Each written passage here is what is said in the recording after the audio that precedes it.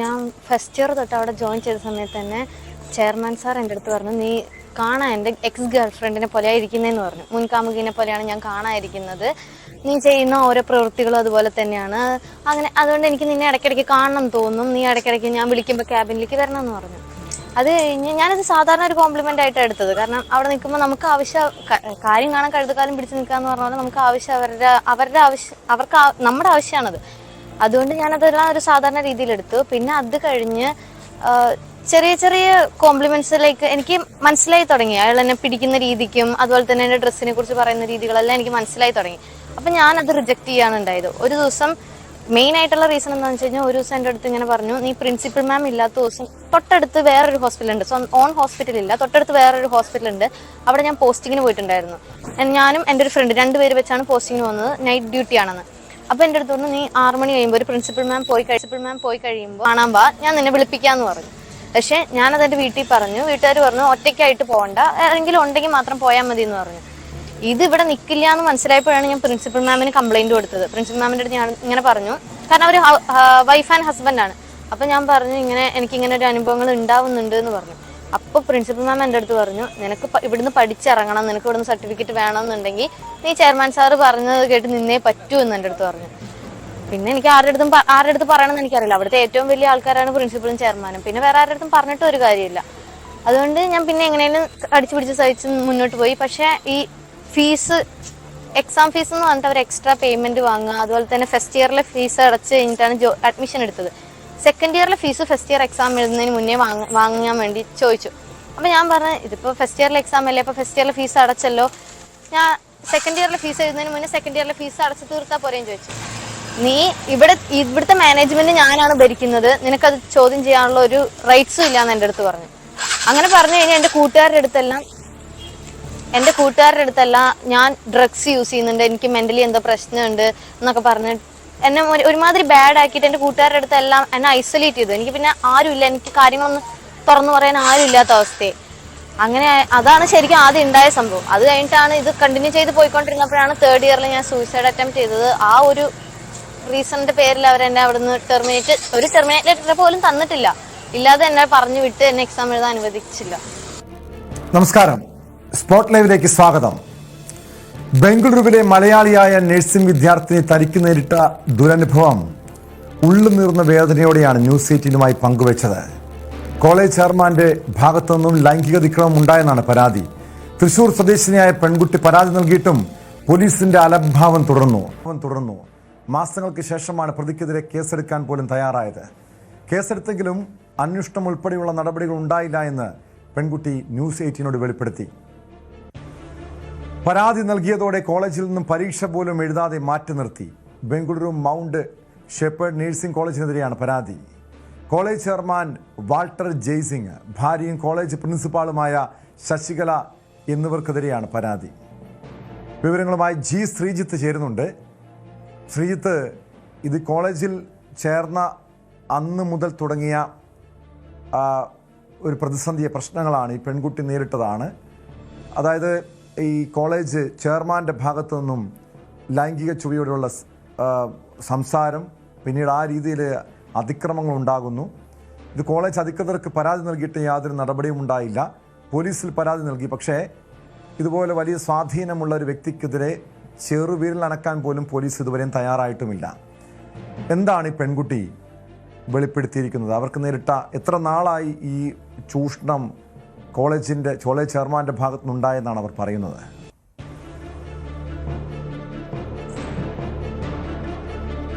ഏതാണ്ട് ഒരു 3 വർഷത്തെ കാര്യങ്ങളാണ് ഈ പെൺകുട്ടി ചൂണ്ടിക്കാണിക്കുന്നത്, പരാതിപ്പെടുന്നത്. കോളേജിൽ ചേർന്ന അന്ന് മുതൽ ചെന്നതിന് തൊട്ട് പിന്നാലെ തന്നെ ഈ പെൺകുട്ടിയെ കണ്ടത് മുതൽ തന്നെ തൻ്റെ മുൻ കാമുകിയെ പോലെയാണ് ഇരിക്കുന്നത്, നിന്റെ പ്രവൃത്തികളെല്ലാം കണ്ടിട്ടും എനിക്ക് അങ്ങനെയാണ് തോന്നുന്നത് എന്ന നിലയിൽ ഒരു അടുപ്പം കാണിക്കുന്നു. പിന്നീട് ഇട്ടുവരുന്ന വസ്ത്രങ്ങളെയൊക്കെ പുകഴ്ത്തി സംസാരിക്കുന്നു. അങ്ങനെ പലതരത്തിൽ പിന്നീട് ശരീരത്തിലെ സ്പർശിക്കാൻ ശ്രമിക്കുന്നു. ആ സ്പർശനം പിന്നീടൊരു മോശപ്പെട്ട രീതിയിലേക്ക് എന്ന പെൺകുട്ടിക്ക് തോന്നിയതോടുകൂടിയാണ് ഒരു അകൽച്ചയ്ക്ക് തുടക്കമായതെന്നാണ് പെൺകുട്ടി പറയുന്നത്. ആദ്യഘട്ടത്തിൽ ഇയാളുടെ ലക്ഷ്യം ഇതാണ് എന്ന് ഈ പെൺകുട്ടി തിരിച്ചറിഞ്ഞിരുന്നില്ല. പക്ഷെ പിന്നീട് പലതവണ എനിക്ക് കാണാൻ തോന്നുമ്പോഴെല്ലാം നീ ക്യാബിനിൽ എത്തണം എന്നാവശ്യപ്പെടുന്നു. പല ഘട്ടത്തിലും ഈ പെൺകുട്ടി അവിടെ എത്തുമ്പോൾ അവളോട് മോശമായി ശരീരത്തിൽ കയറി പിടിക്കാൻ ശ്രമിക്കുന്ന സാഹചര്യമൊക്കെ ഉണ്ടാകുന്നു. അവിടെ നിന്ന് കോളേജിൽ നിന്ന് ഈ റൂമിൽ നിന്നൊക്കെ ഇറങ്ങി കരഞ്ഞുകൊണ്ട് പുറത്തേക്ക് പോകുന്ന അവസ്ഥ അതെനിക്ക് പലതവണ ഉണ്ടായിട്ടുണ്ട് എന്ന് പെൺകുട്ടി പറയുന്നു. ഏറ്റവും ഒടുവിൽ ഈ പെൺകുട്ടി അയാളുടെ താമസ സ്ഥലത്തേക്ക് തന്നെ ക്ഷണിക്കുകയാണ് ഫലത്തിൽ ചെയ്യുന്നത്. ഇത് കോളേജ് പ്രിൻസിപ്പൽ ഇയാളുടെ ഭാര്യ തന്നെയാണ്. അവരോട് പറഞ്ഞപ്പോൾ ഇയാളോട് സഹകരിക്കണമെന്ന് പറഞ്ഞു. അതാണ് ഈ പെൺകുട്ടിയുടെ ഏറ്റവും വലിയ ഞെട്ടൽ. കാരണം ഈ 2 പേരാണ് കോളേജിന്റെ ചെയർമാനും കോളേജിന്റെ, അതായത് മാനേജ്മെന്റിന്റെ ഹെഡ് എന്നുള്ള നിലയിൽ ചെയർമാൻ, കോളേജ് പ്രിൻസിപ്പൽ, ഈ 2 പേരോടും പരാതി പറഞ്ഞിട്ട് ഒരു നടപടി ഉണ്ടായില്ല. ഇതോടുകൂടിയാണ് ഈ ഏപ്രിലിൽ പെൺകുട്ടി പോലീസിനെ സമീപിക്കുന്നത്. പക്ഷേ പോലീസും കുറെ വട്ടം ചുറ്റിച്ചു. ഏറ്റവും ഒടുവിൽ ഈ മലയാളികളായിട്ടുള്ള പല NGOകളുടെ ഭാഗത്തു നിന്ന് അടക്കം ചില ഇടപെടലുകൾ ഉണ്ടായപ്പോഴാണ് കേസെങ്കിലും രജിസ്റ്റർ ചെയ്യാൻ തയ്യാറായത്. ഇതിൽ 1-ാം പ്രതിയായി വാൾട്ടർ ജെയ്സിങ്ങും 2-ാം പ്രതിയായി ശശികല, അയാളുടെ ഭാര്യയും, 2 പേരെയും ചേർത്താണ് പ്രതിപട്ടികയുള്ളത്. ഈ അടുത്ത ദിവസങ്ങളിലാണ് പക്ഷേ പെൺകുട്ടിയുടെ പിന്നീട് പലതവണ നിർബന്ധിച്ചിട്ടും 164 സ്റ്റേറ്റ്മെന്റ് പോലും എടുക്കാൻ തയ്യാറായില്ല. അത് ഈ അടുത്ത് എടുത്തിരുന്നു. പക്ഷെ എന്നിട്ടും തുടർ നടപടിയൊന്നും ഉണ്ടായിട്ടില്ല. പലതവണ അന്വേഷിക്കുമ്പോഴും ഞങ്ങൾ തുടർ നടപടി സ്വീകരിക്കും എന്നൊക്കെ പറഞ്ഞൊഴിയുക മാത്രമാണ് ഈ പോലീസിന്റെ ഭാഗത്ത് നിന്ന് ഉണ്ടാകുന്നത്. എന്തായാലും ഈ അടുത്ത് മുഖ്യമന്ത്രി VD സതീശനെ ഉൾപ്പെടെ കണ്ടുകൊണ്ട് തനിക്ക് നീതി ലഭിക്കണം, കർണാടകത്തിലെ പോലീസിന്റെ ഈ ഒരു അലംഭാവത്തിനെതിരെ ഇടപെടൽ ഉണ്ടാകണമെന്ന് പെൺകുട്ടി ആവശ്യപ്പെട്ടിട്ടുണ്ട്. തുടർ നടപടി ഉണ്ടാകുമെന്ന്, അവിടെയും കോൺഗ്രസ് ആണ് ഭരിക്കുന്നത് എന്നതുകൊണ്ട് തന്നെ ഒരു തുടർ നടപടി ഉണ്ടാകും എന്ന പ്രതീക്ഷയാണ് പെൺകുട്ടിക്ക് ഉള്ളത്. എന്തായാലും ഈ കോളേജിലെ സംവിധാനം ഫലത്തിൽ നടപടിയെടുക്കേണ്ട ആഴ്ചകൾക്ക് മുൻപാണ് ബംഗളൂരുവില് മറ്റൊരു പെൺകുട്ടി, അതായത് അവിടെ മലയാളിയായ പെൺകുട്ടിക്ക് നേരെ ഉണ്ടായ ദുരനുഭവത്തെക്കുറിച്ച് നമ്മൾ റിപ്പോർട്ട് ചെയ്തത്. അതായത് അവിടെ ഈ പഠനത്തിനൊപ്പം ജോലിയും ചെയ്യുന്നൊരു പെൺകുട്ടിയാണ്. അവിടെ വെച്ച് മലയാളി യുവാക്കളുടെ ഭാഗത്തു നിന്ന് ലൈംഗിക അതിക്രമം ഉണ്ടാകുന്നു. പക്ഷെ അന്ന് പോലീസിൽ പരാതി നൽകിയിട്ട് പോലീസ് ആ കേസ് ഒത്തുതീർപ്പാക്കാനാണ് നീക്കം നടത്തിയത്. അതിനുശേഷം ന്യൂസ് നമ്മളാണ് ആ വാർത്ത ആദ്യം പുറത്തു കൊണ്ടുവരുന്നത്. പിന്നീട് മറ്റ് മാധ്യമങ്ങളൊക്കെ അത് ഏറ്റെടുത്തു. പിന്നീട് അത് വലിയ രീതിയിൽ ചർച്ചയായി. ആ പ്രതിയെ അറസ്റ്റ് ചെയ്യുന്ന സാഹചര്യമുണ്ടായി. ഇവിടെ ഒരു ലൈംഗിക ചൂഷണമാണ്. അതായത് ഒരു കോളേജ് അധികൃതരുടെ ഭാഗത്തുനിന്നും ചെയർമാൻ്റെ ഭാഗത്തുനിന്നും ഈ രീതിയിലുള്ളൊരു അതിക്രമം ഉണ്ടായി എന്ന് പോലീസിൽ പരാതിപ്പെട്ടിട്ടും ഇത്ര നാളുകളായി ഇപ്പോഴും കേസ് മാത്രമാണ് ഉണ്ടായിരിക്കുന്നത്. മറ്റു നടപടികളിലേക്ക്, അറസ്റ്റിലേക്കോ മറ്റു നടപടികളിലേക്കോ കടന്നിട്ടില്ല.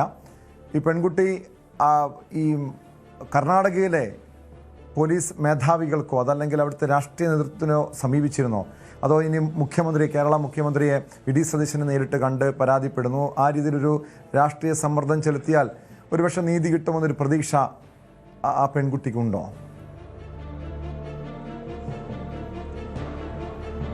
ഈ കർണാടകയിലെ സംവിധാനങ്ങളോട് ഒരു വലിയ നിരാശയാണ് ഈ പെൺകുട്ടിക്ക് ഉള്ളത്. അതുകൊണ്ട് തന്നെയാണ് കേരള മുഖ്യമന്ത്രി ഇതിലൂടെ ഇതിനൊരു പ്രശ്ന പരിഹാരത്തിന് ശ്രമം നടത്തുന്നത്.